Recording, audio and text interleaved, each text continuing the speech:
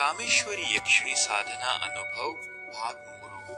नमस्ते गुरुजी, मैं आपको कामेश्वरी यक्षिणी साधना के अपने तीसरे अनुभव का पत्र भेज रहा हूँ। जैसे जैसे दिन बीतते गए, जब भी मैं जब शुरू करता था तो कई स्त्रियों की क्रोधित आवाजें सुनाई देती थी, लेकिन अचानक एक दिन मुझे ऐसा लगने लगा कि वो आवाज मेरे अंदर से ही आ रही है। वह आवाज एक अकेली स्त्री की थी, फिर भी उससे 5 अलग अलग स्वर निकल रहे थे।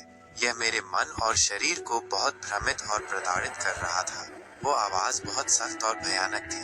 पिछले 3 दिनों से साधना के दौरान मैं कांपने लगा था, क्योंकि वो आवाज बहुत भयानक थी और मैं अपने जप पर ध्यान केंद्रित नहीं कर पा रहा था। पिछले दिन के जप के बाद मुझे एहसास ही नहीं हुआ कि मेरी साधना समाप्त हो गई है और मैं सो गया। हालांकि कोई यक्षिणी नहीं आई।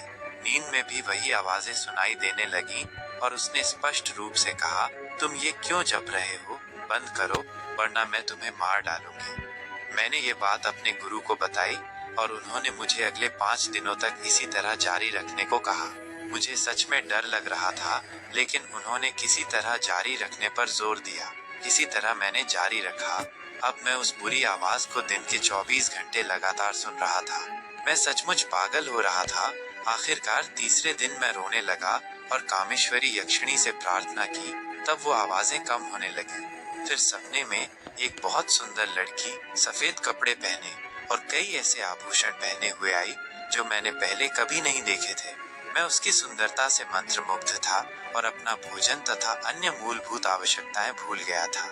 मेरा मन पूछ रहा था कि कोई इतना सुंदर कैसे हो सकता है। दुनिया की सबसे खूबसूरत मॉडल भी उसके पैरों की धूल के बराबर नहीं हो सकती।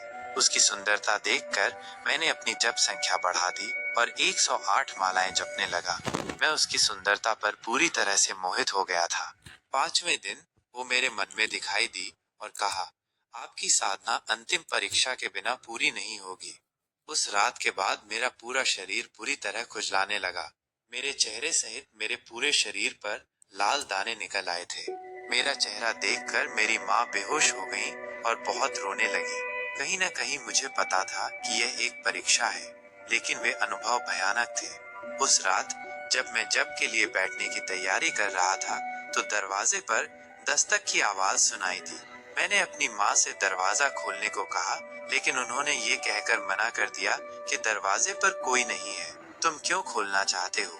मुझे लगा कि उन्हें आवाज नहीं सुनाई दी और मैं खुद जाकर दरवाजा खोला। दरवाजा खोलने के बाद एक सुखद सुगंध थी, लेकिन वहाँ कोई नहीं था। फिर से दरवाजे पर दस्तक की आवाज। मैंने तुरंत दरवाजा खोला।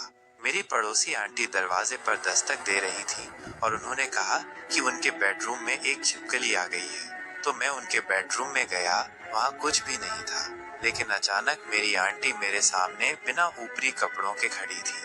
मैंने किसी महिला को ऊपरी शरीर पर बिना कपड़ों के नहीं देखा था। मुझे आश्चर्य हुआ। उसने मुझे गले लगा लिया।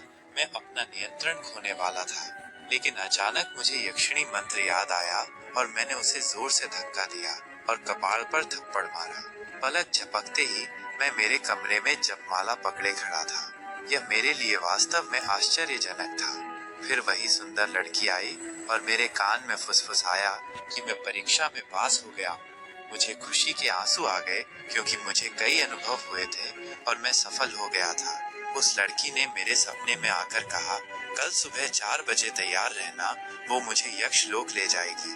गुरुजी, अंतिम भाग का अनुभव मैं अगले पत्र में भेजूंगा।